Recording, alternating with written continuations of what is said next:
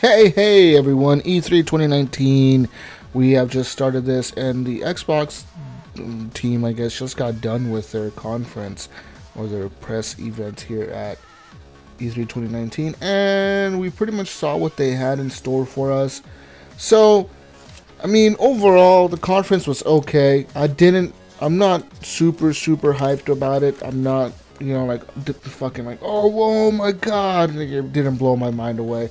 But we did see a lot of things come out of this E3. We saw, for example, there's some new Minecraft DLC coming later this year to the Game Pass. There's Minecraft Dungeons. That looks pretty cool. I don't know. I'm not really a Minecraft player, so if you're a Minecraft player, I guess that's for you. We saw the new Bleeding Edge game from Ninja Theory, as well as Cyberpunk 2077. Now that was the big game that we saw this at this E3. I feel like it was probably the biggest game or the best looking game that we saw this E3. We finally got a release date for that. That is April 16th of 2020. So next spring the game is coming. So yeah, we saw that, and Keanu Reeves apparently is in it.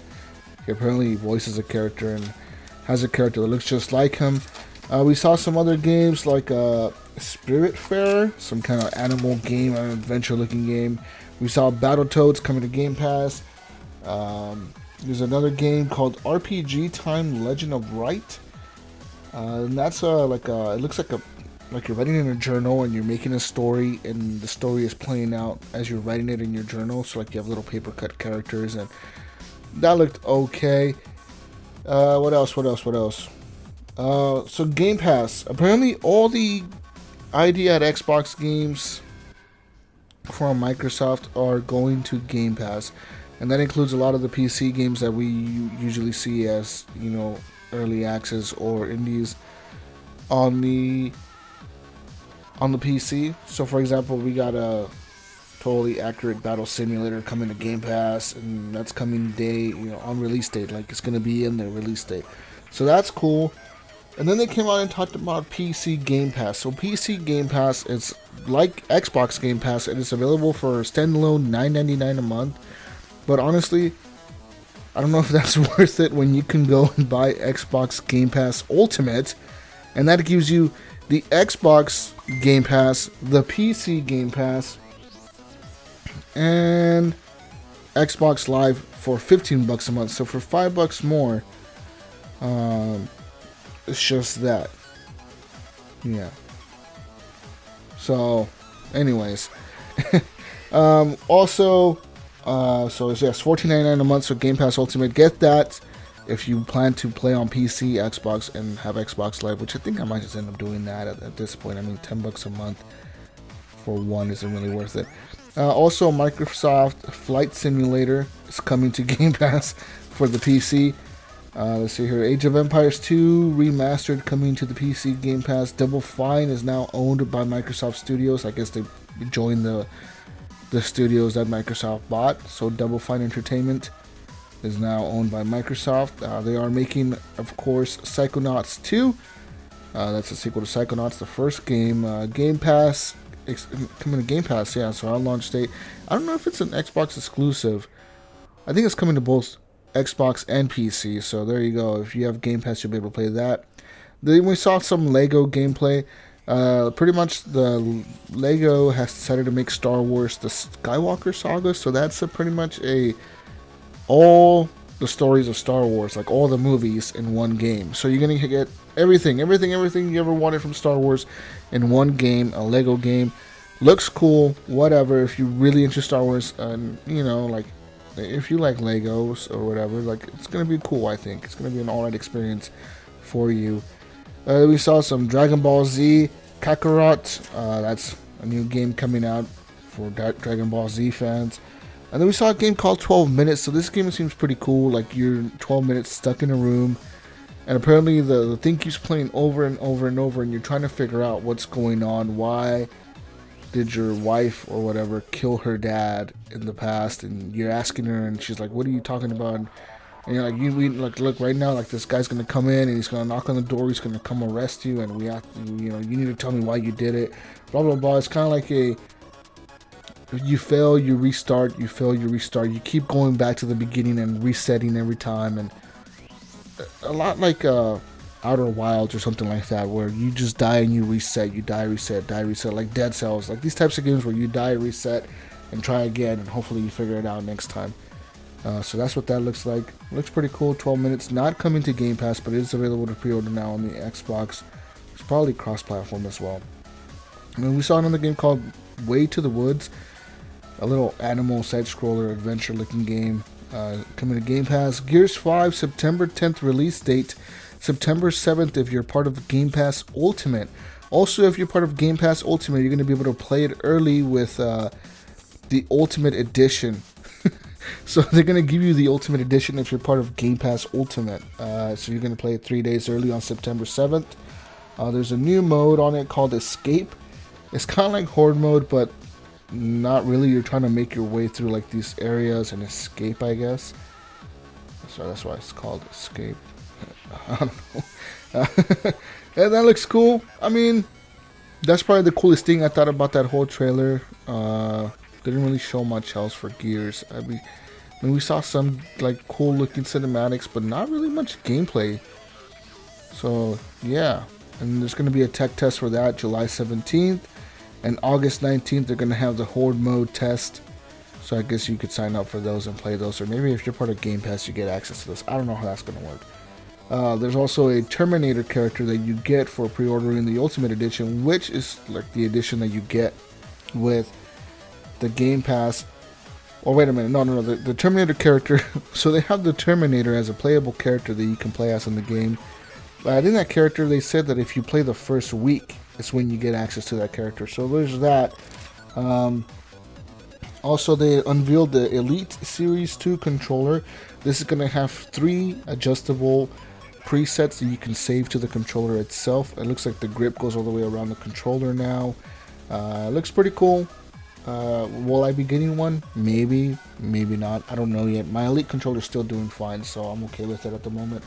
But for those of you looking to buy an Elite controller, you may want to hold off and get this. You can pre-order it now, or wait for the Series 2 to come out and the Series 1 to just like go really cheap in price, and you don't have to worry about paying, you know, $200 for a new controller.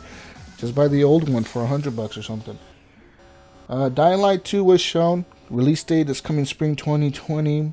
Forza 4 got a new expansion, so that's Forza Horizon for you people out there. They didn't show Forza Motorsport this year, so I'm thinking they're skipping a year. And this year we're going to continue playing Forza Horizon. But they have a new expansion coming out June 13th. That's just this week.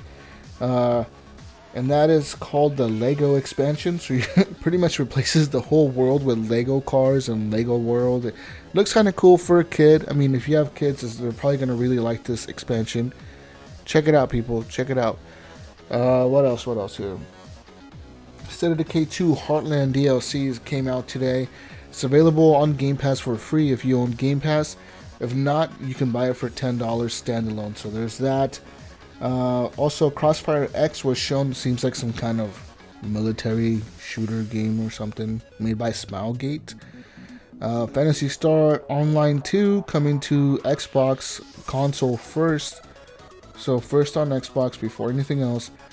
It does have crossplay, so there's that. That was a big woo. Everyone went crazy for that. So yeah, Smilegate coming on Xbox 2020 as well. First on Xbox. Tales of Arise coming 2020. That looks like a pretty cool RPG game. Borderlands 3 September 13th of this year is when we're going to get that release date. So like Gears comes out and then Borderlands 3 follows it right after. Then we saw the new game From Software is making with George R.R. Martin, and that's the dude who wrote Game of Thrones and shit. Everyone's wondering, what is he making? And of course he's making Elden Ring. No one knows really much about it. It looks like an RPG, pretty cool narrative, kind of, you know, magical looking shit. You're some kind of ring. Also, we saw a little bit, just a very small amount of xCloud talk, and honestly, people, Stadia's gonna win at this point. xCloud honestly didn't show anything. They pretty much said like, hey, xCloud is coming. You can use your Xbox, like I can use my Xbox at home to stream right off of my Xbox to like my device, so I can use my Xbox as a server for my xCloud, so for my games, right? Or I can use their servers at the Microsoft data centers. I don't have confidence, and I don't think they have the confidence to pull off what Stadia is pulling off. Stadia just, I think they're doing it way better. Microsoft sounded very, they didn't sound very, how do you say that? Fuck, I can't find that word. They don't sound very confident in trying to launch this. It's not like they came out swinging like, hey, look, boom, boom, boom, we got this. Nah, they kind of just like mentioned it and like, oh yeah, well, you can try it out today at E3, and then it kind of releases October, and that's all they really said. So I honestly have no confidence in Xbox with the xCloud at this point. They need to kind of prove it to me. I've said before, Stadia has proved that it works. xCloud hasn't, and so here we go. There's that. What else? And we finally saw the new specs for the new Xbox Scarlett. This is a new console coming out by Microsoft. This is their top of the line console. Apparently it has a custom Navi chip. This is a new chip by AMD, and so they worked with AMD to apparently use their tech. So they're going to use their GPUs and their CPUs. And the CPU is a custom CPU made for Xbox, so I'm assuming that they probably got to deal with PlayStation, probably made the same exact chip for PlayStation. And these chips are releasing for PC users this month or next month, either July or June, so I think it's this month. And so these chips have 12 cores in them. They're really fast, they're really good, really cheap too. For what you're getting, you're paying like, I think it's like $300 for like these chips, and they're super powerful and shit. So that's pretty neat for console users. It's a big step up from what we have now on the Xbox One, even the Xbox One X. They're gonna have a GDDR6 memory for the RAM, really fast RAM, so that's good for them. They didn't say how much RAM though. I'm assuming 12 gigs again, if not 16. I hope they go 16, but maybe it'll be only 12 to save a little bit of money there. What else did they say? They said 8K. They mentioned 8K. Don't believe them, people. I don't think they're going to be able to do 8K. I just don't. At all. Maybe like in some form of like fake 8K. I just don't see it happening though, man. I just don't. Anyways, whatever. They did mention 120 frames a second, but they didn't say if that was playing at 1080p or in 4K. They did say it was going to support HDR, of course, the next gen ray tracing. And ray tracing really makes your games take a hit in performance quality. I have ray tracing on my graphics card, and like I can play Battlefield 5 and I'm getting, 90 frames a second, 100 frames a second, and I turn on ray tracing. And even playing at 1440p, I go from like 100 plus frames per second to like 50, 45. Like, yeah, the game is still playable at that, but like, I'd rather be playing at 100 frames a second without the ray tracing, you know what I mean? The ray tracing what it really does is makes the lighting in the game look realistic. It makes it look natural. The light actually bounces around corners. It bounces off of water, bounces off the walls. It looks like if you look at a lamp, like right now, look at your wall, look at the lamp, and see how the light bounces off the wall and it hits another shadow and creates these shadows. That's pretty much all ray tracing is doing, is those fucking shadows. It's making them look better. I mean, I don't know, personally, I don't complain much about the lighting in games. And I've seen already some games that have great lighting, so I'm not really worried about this. So whatever, we'll see what happens with all that. Ray tracing coming to the new console, and then like they mentioned SSD, so that's cool. And SSD, I hope to God that it's a 1 terabyte. I honestly doubt it. I think they're gonna go 500 gig with the SSD to try to skimp out on the cost. So yeah, and they did say that these consoles are coming next year, so holiday 2020. So I know that you guys are thinking, yeah, PC Master Race, look at you, we caught up to you now, but it's like, I mean, by then, I could probably buy a Navi 2 chip and buy myself a better graphics card and better RAM, and then be better than an Xbox.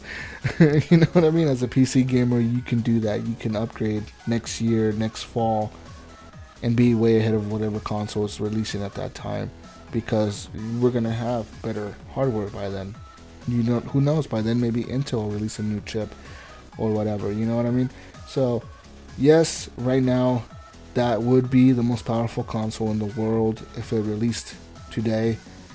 Maybe if it releases next year, it's going to be the most powerful console. But at the same time, we haven't seen what PlayStation has in store, and they may just surprise you. They may just come out and be like, hey, look, we got something even better than what the Xbox is doing, and we'll maybe see that instead, you know, and I look forward to that. I look forward to seeing what the PlayStation 5 has in store.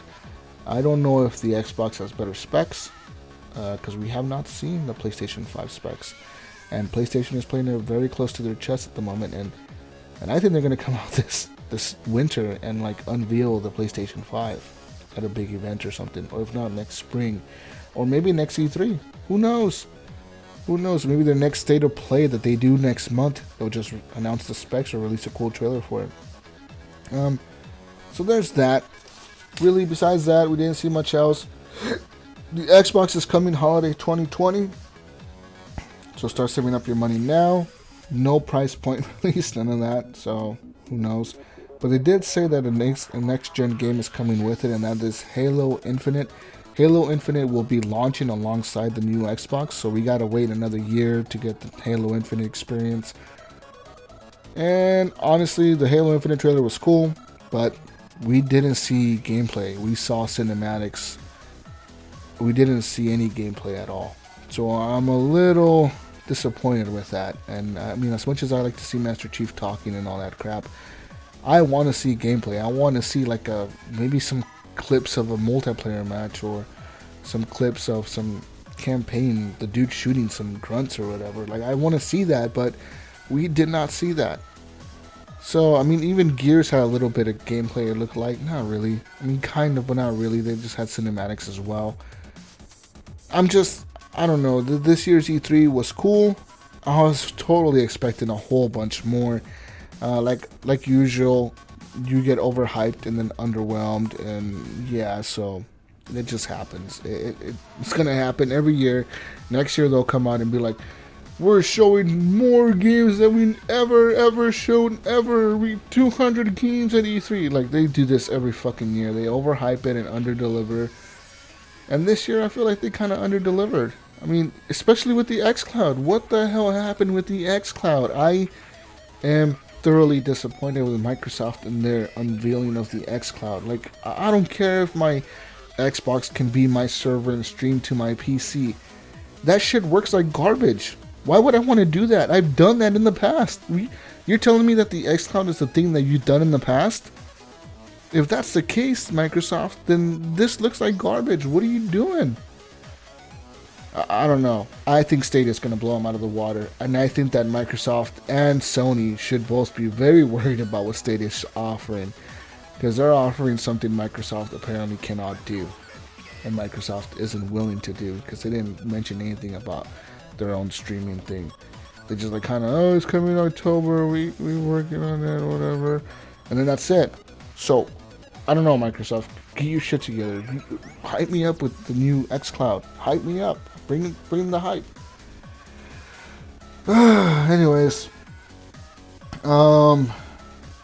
Anyways, anything else besides that? Not really. Honestly, overall, I mean, I like some of the games that we saw at the Xbox Microsoft conference. I like the Ultimate Game Pass thing for $15 a month. Fuck it, I'll subscribe to it. It's $15 a month. I have nothing to lose. And other than that, that's it. That's it, people. Anyways, take it easy. Thank you for joining me today on this very short podcast with myself. Of course, Gunny is out of the country, so he couldn't be here to talk with me about this E3. I'm sure he would have joined me, but he's not here. And no one else could join me, so whatever. I just did this by myself and kind of went over the conference.